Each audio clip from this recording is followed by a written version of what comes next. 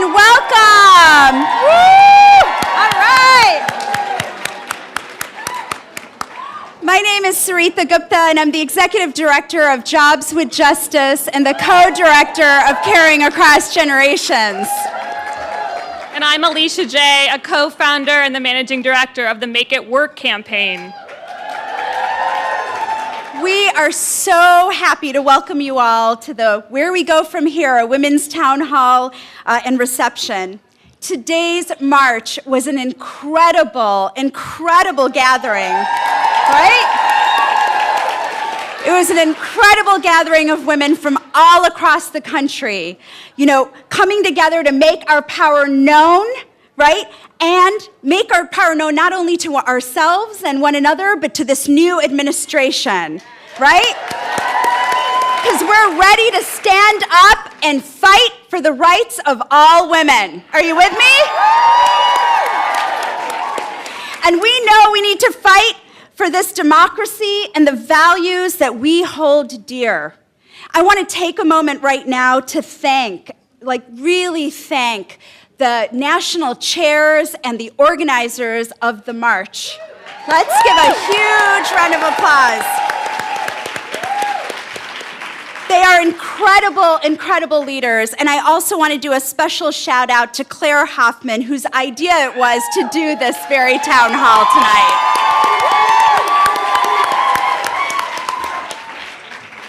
We are hosting this event as a way to connect participants from the Women's March to the women's organizations that push for change day in and day out.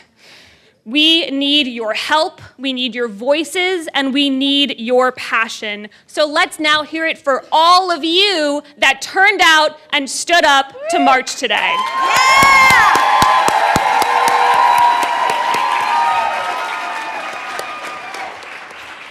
We have an incredible lineup planned for this evening, including a great conversation between two amazing leaders, a unique performance, and an incredible panel of dynamic speakers we're so lucky to have with us. I want to take a minute to point out that there were 1.3 million of us marching in DC today.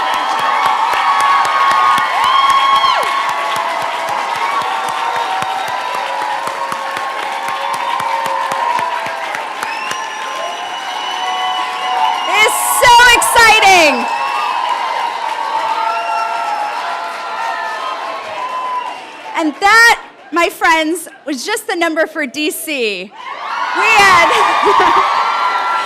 had millions more in motion in other parts of this country as well as around the world. This was the largest inaugural protest demonstration in history. That's right. And for many cities across the country, this was the largest march that they have had in their city's history. It's incredible. It is amazing that you're all here, and we're so thrilled to continue our program this evening. So we believe, I just want to say, that it's important to have equity between different languages so that everyone can participate fully in what happens here. This program will be interpreted simultaneously in Spanish, and we are grateful for the organizers and the interpreters and for all of you for helping us see through this commitment. Okay, now let's get started. We are so lucky to be kicking off our program with two of the strongest voices of the women's movement today. A truly historic moment that we are all so lucky to be here to witness. Alicia Garza is the Special Projects Director for the National Domestic Workers Alliance and one of the co-founders of Black Lives Matter.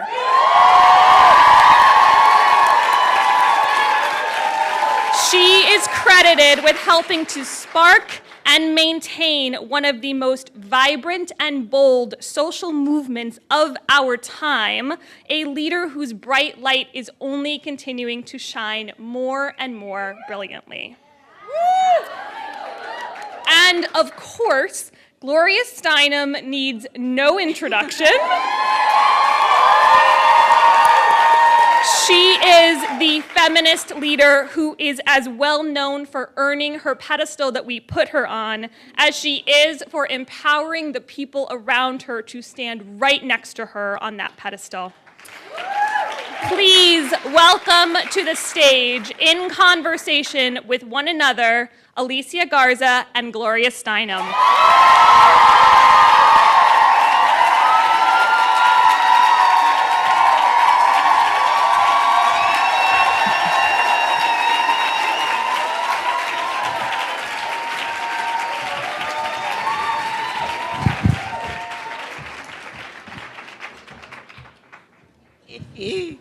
How's everybody feeling? So we just finished an incredible, incredible march. And did anybody else feel the power that was everywhere? Did y'all feel that? Yes. I woke up this morning, I was like, I'm not sure. Who knows what's gonna happen? And then the energy was live, right? So what we're going to do tonight is have a conversation about the significance of what happened today, but also we're going to talk about the significance of women's organizing in reshaping our democracy, in building the kind of power that we need, and we're also going to have a conversation about what we can do now. This is the most important question of this moment. Am I right? So first, I just want to kick it off by asking you, Gloria, can you tell us a little bit about your perspective on how women's organizing and activism has contributed to reshaping our democracy? Just a little thing. Just a little thing, you know. Just a little thing like that. You know, just a little something, something. Well, I think a lack of democracy and a lack of equality inhabits us too. You know, systems of discrimination wouldn't work if they weren't internalized. That's right. So for me, it was suddenly realizing, courtesy of a variety of other women in the late 60s and early 70s, who were challenging the way things ran, and I suddenly realized, wait a minute, I am not crazy, the system is crazy. So this is deep, right? So the first step is often, you know, we're all different, but I think speaking for ourselves. And I wonder why we don't do that in the beginning, because I think little kids do, as we were saying to each other. You know, I think kids are born saying, it's not fair, you are not the boss of me. And if we could just keep that, you know, that's the source of every social justice movement. But people, especially little girls who are told, you know, right, and especially people of color, and, you know, they're not encouraged to speak that. That's right. But without that, there's no democracy. Without democratic families, there's no democracy. So for a woman to make democracy in her family and be clear that she is an example of equality and that her kids are being treated equally, that's huge. That builds all the way up. That's powerful. That's super powerful. So, you know, the way that I got started in organizing was when I was 12. I got started organizing in the reproductive justice movement because my mom was a single mother, and I, at a young age, had a real sense of the hardships that she was balancing, being a single woman, trying to raise a girl child, and try to make ends meet. And the way I got involved, quite honestly, was about a fight that was happening in my school district about whether or not they should provide contraception in school nurses' offices. So wait a minute, so you're a 12-year-old. 12-year-old. Right. Yeah. Yeah, I'm a 12-year-old. And what gave you the courage to do that? Well, quite honestly, I didn't want anybody else to not have the freedom to make choices over their own life. And it seemed really basic to me that if people had the tools and the resources they needed to make good decisions for themselves, then their lives would be better. Listen, this is called why it took me like another maybe 25 years to get to where she was at 12, you know. So, I've been reflecting today, especially because I'm conscious of the fact that there are so many people for whom today's march was their first march. How many people in here, today was the first time you marched? It's like your first love. You will never forget it. Can we just welcome those folks who raised their hands? Can we welcome you?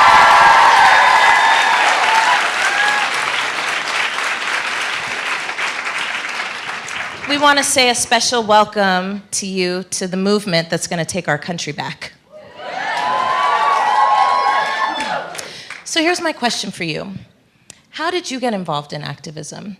And for you, what would you say to folks whose first time it is here about, what they should know about getting involved in activism?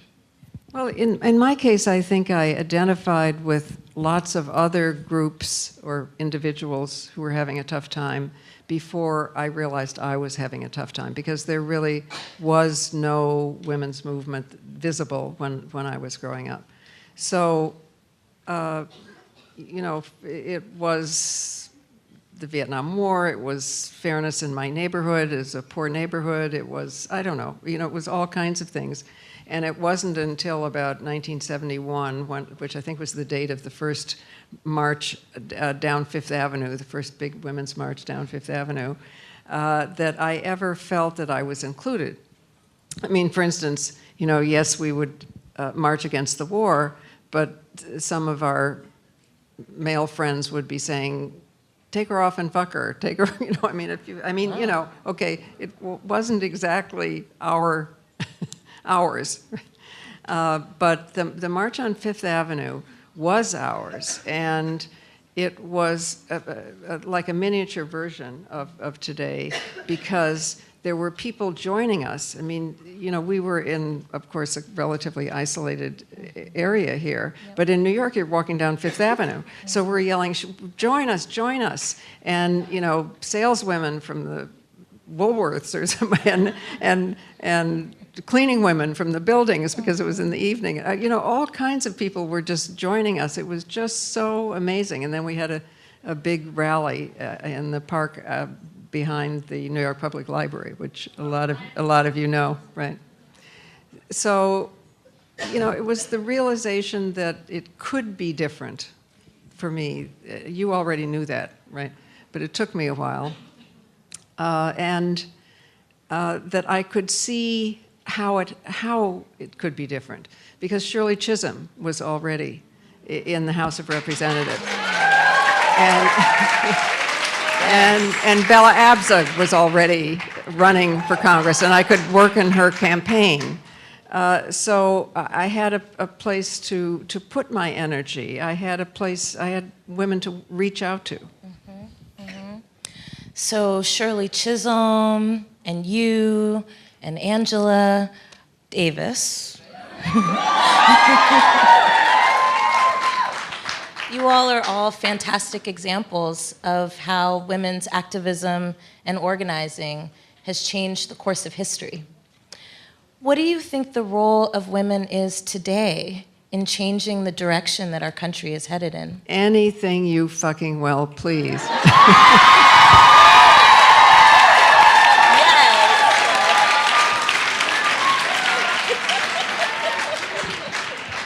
But I do think it. Sorry, I don't know what comes over me. Okay. The realist. She kept it trill.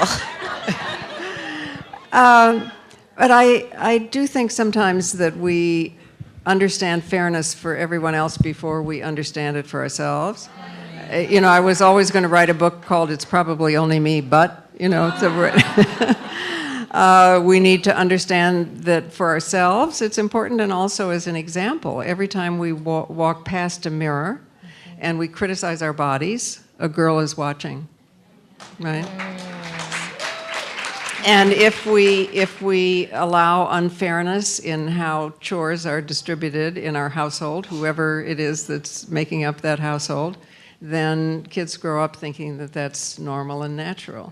If we have different social rules about freedom, then people think that, you know, one part of the big importance of women organizing is that we are the makers of the first political unit that we experience in life, and that is the family. That was powerful. But, you know, tell me, I don't want to leave you there as a 12-year-old, okay? So I want to know.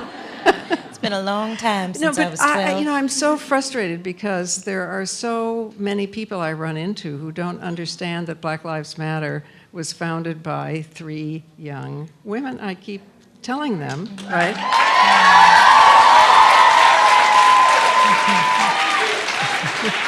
Yes, indeed.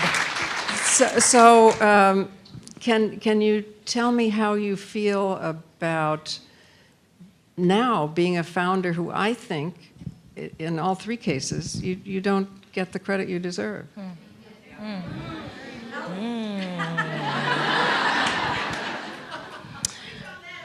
You know what I'm saying? Well, I'll say this. You know, I had a chance to be with Angela yesterday, and she said something really profound after I gushed for about 15 minutes about how amazing she was and how she changed my life and how I have all her books on my bookshelf and all that stuff. And she said, you know, sure, there's all of my individual accomplishments, but they don't exist without the political community I'm a part of.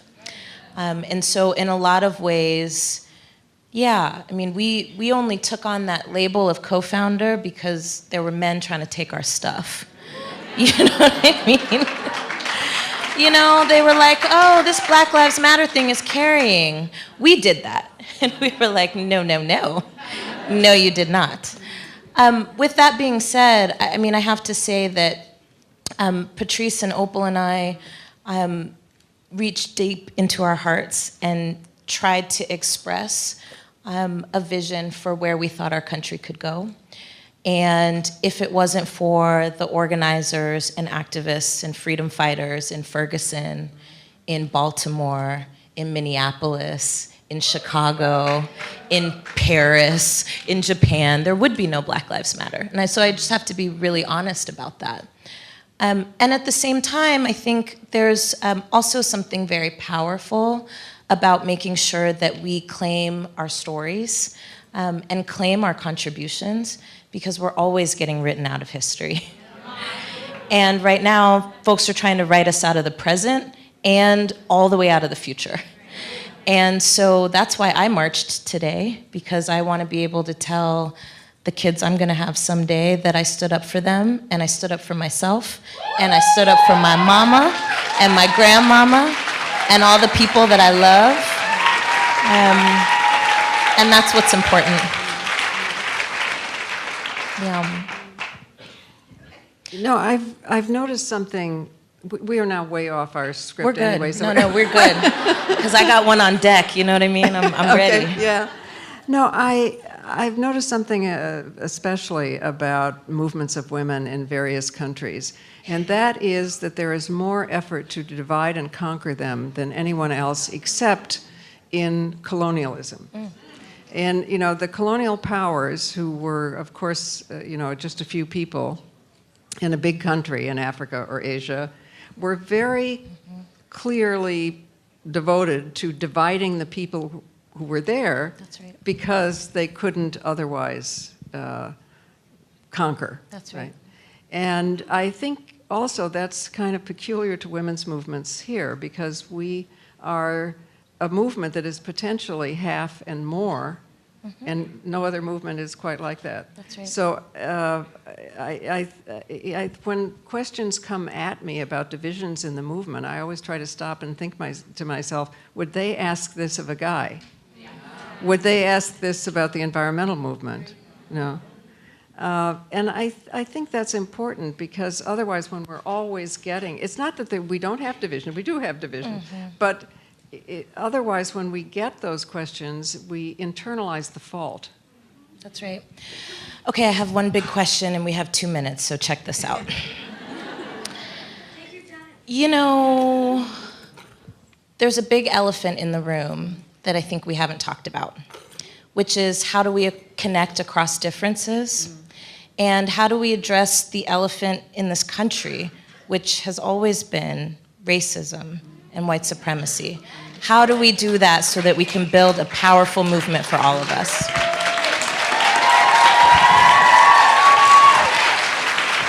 2 minutes. 2 minutes, okay. Well, I would say the single most important thing is that we know each other. Who do we go to lunch with? Who do we go to the movies with? It's the bell hooks rule. You know, if you buy shoes together, you can organize together. Hey, come on, bell hooks. Come on with it. And also, you know, that's in a personal way, that's crucial because nothing on earth replaces trust, right? Which is one of the rules of right, Black Lives Matter. And also, it's understanding the reason why there is no such thing as being a feminist without being anti-racist or being successfully anti-racist without because it's all about our wombs. Hello? If we didn't have wombs, we'd be fine. All right. So in order to maintain a racist system in this country, a caste system in India, a deep class system in Japan, for instance, you have to control reproduction, and therefore you have to control the bodies of women. Now, it's important to say that racism affects women differently, all right? White women historically have been more sexually restricted in order to maintain racial purity, which is utter bullshit, you know, since there is no race. But anyway, in order to maintain a visible difference. And women of color, all women of color, have been usually more oppressed in order to produce cheap labor. Right. So we may experience it in different ways, but the truth of the matter is that a racist system will leave no woman free. Ashe. Ashe. You know, I wish that somebody had told me when I started organizing that even if the movement breaks your heart, keep going. What would you say that you wish somebody had told you when you first got involved in activism? Well, you make me think when you say that Alice Walker says that breaking your heart is a way of opening it. Oh. Not a bad thing. Ashe. Ashe. I wish somebody had told me that this was not just a detour from my life, it was my life. Because you know, we live in a culture that says you're supposed to live in a certain way. So I kept saying, oh yes, I'm going to get married and have children and do this, but not right now. You know, so and the not right now got longer and longer and longer. And if somebody had just said to me, this is going to be your life, I might have saved a little money. I mean, I do now, but then I didn't. You know, right.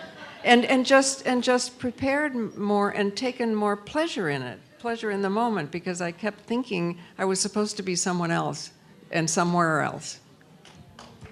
Everybody, Gloria Steinem.